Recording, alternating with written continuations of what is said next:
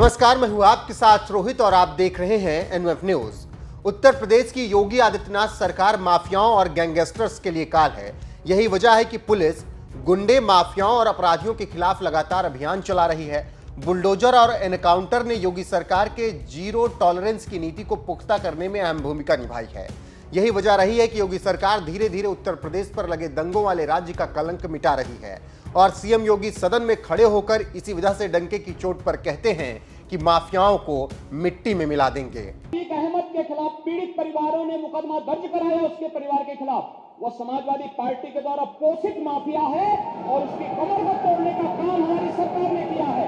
और फिर वो कहती है इसे हाउस में कह रहे हैं, इस माफिया को मिट्टी में मिला देंगे।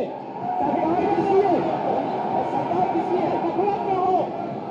ये माफिया है, इनको मिट्टी में मिलाने का काम करेंगे। अपराधी आप लोग हैं, अपराधी को भी दूर करना है।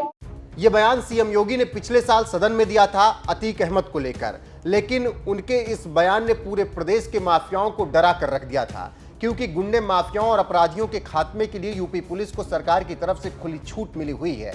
वहीं अब 2024 लोकसभा चुनाव से पहले सीएम योगी ने एक बार फिर से उत्तर प्रदेश की कानून व्यवस्था को लेकर बड़ी बात कही है और पहले की सरकारों पर निशाना साधते हुए कहा है कि पहले की सरकारों में यूपी में ना व्यापारी सुरक्षित था, ना बेटी, पुलिस सुविधाओं की कमी से जूझ रही थी। लेकिन अब ऐसा नहीं है, अब गुंडे माफियाओं को सबक सिखाया जा रहा है। सीएम योगी ने यह बातें कहते हुए अपनी पुलिस को हिदायत भी दी है और कहा है कि पुलिस की जीरो टॉलरेंस की नीति समाज विरोधी और राष्ट्र विरोधी तत्वों के लिए होनी चाहिए।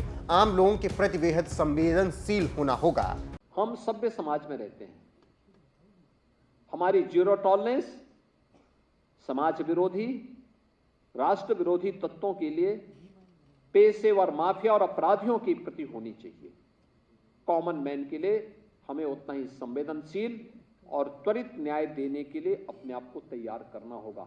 और इस दिशा में जो प्रयास हुए हैं उसी का परिणाम है। आज प्रदेश के अंदर प्रदेश की एक नई छवि बनी है। इस नई छवि का परिणाम क्या है? जिस यूपी में पहले निवेश नहीं आता था, आज जिसको कहते हैं ना कि छप्पड़ फाड़ करके यहां पर मां लक्ष्मी का आशीर्वाद बरस रहा है। 40 लाख करोड़ रुपए के निवेश के प्रस्ताव यूपी में आए, 40 लाख करोड़, जिसमें से अभी 10 लाख 24 हजार करोड़ का हमने प्रधानमंत्री जी से शिलान्यास कराया एक ही दिन में। आप सोचिए, 10 लाख 24 हजार करोड़ रुपए के निवेश के प्रस्ताव जमीनी धरातल पर उतरे हैं। इससे 35 लाख नौजवानों को सीधे सीधे नौकरी मिलेगी। याद करिए, पहले नौकरी मिलती नहीं थी, भाई भतीजेवाद की भेड़ चढ़ जाती थी, और अब नौकरी इतनी आएंगी कि यूपी के नौजवान ही नहीं बल्कि देश का नौजवान भी यहां आकर के नौकरी प्राप्त करेगा और उत्तर प्रदेश के विकास में अपना योगदान देगा। सीएम योगी के इस बयान से आप अंदाजा लगा सकते हैं कि किस तरीके से उन्होंने अपनी पुलिस को हिदायत दी है कि आम लोगों के लिए आपको बेहद संवेदनशील होना पड़ेगा और गुंडे, माफियाओं की जमकर खबर लेनी होगी। गौरतलब है कि मुख्यमंत्री योगी आदित्यनाथ ने 2017 में सत्ता संभालते ही गुंडे, माफियाओं और अपराधियों को खुली चेतावनी देते हुए कहा था कि या तो वो खुद सुधर जाएं या फिर प्रदेश छोड़कर भाग जाएं, क्योंकि अब इन सब का हिसाब जरूर होगा। और इसके बाद लगातार उत्तर प्रदेश में बुलडोजर की कार्रवाई हुई और खूब एनकाउंटर भी हुए। यही वजह रही कि योगी राज में बच्चों के प्रति अपराध, हत्या और लूट मामले में यूपी ने अन्य राज्यों के मुकाबले अच्छा प्रदर्शन किया। इस तरह के अपराध अन्य राज्यों के मुकाबले यूपी में सबसे कम हुए।